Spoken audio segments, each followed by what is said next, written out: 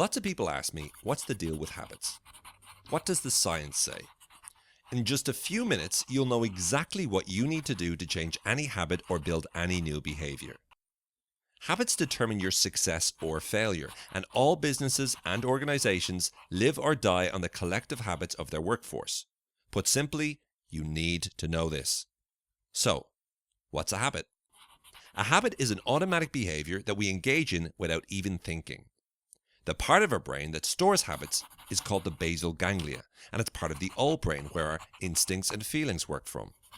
The new brain is known as the frontal cortex, and that's where self-discipline and willpower originate from. Now the key is to learn how to use the new brain to override our old brain's habitual urges. How?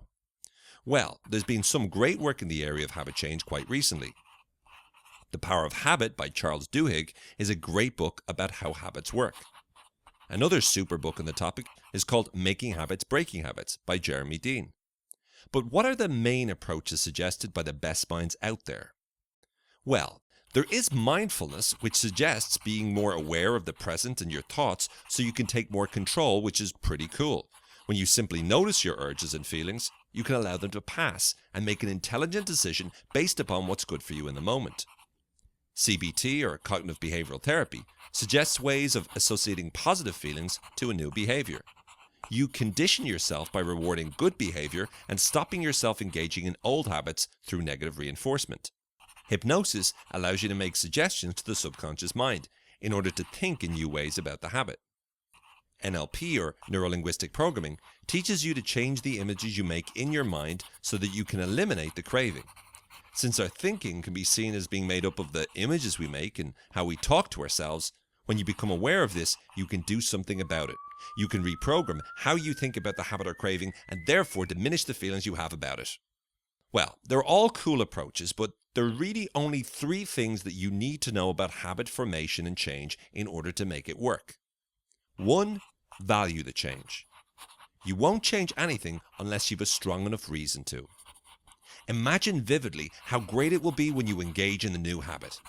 Really imagine the kind of person you want to be and all the advantages of the new habit and the downsides of the old habit.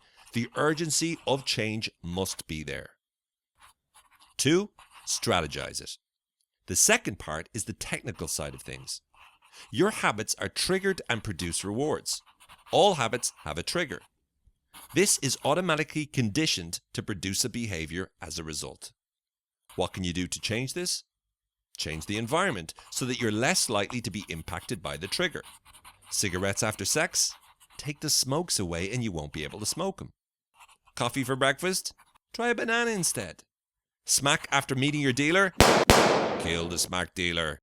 One example of this is a lady I work with who had a habit of eating biscuits when she watched TV. So I said it was okay if she ate the biscuits. She just had to do it my way. Now, my way was to have a choice. She wanted biscuits, she could have them. But she was to store them in a high cupboard and needed to take out a plate, a knife and a fork and eat them in the kitchen.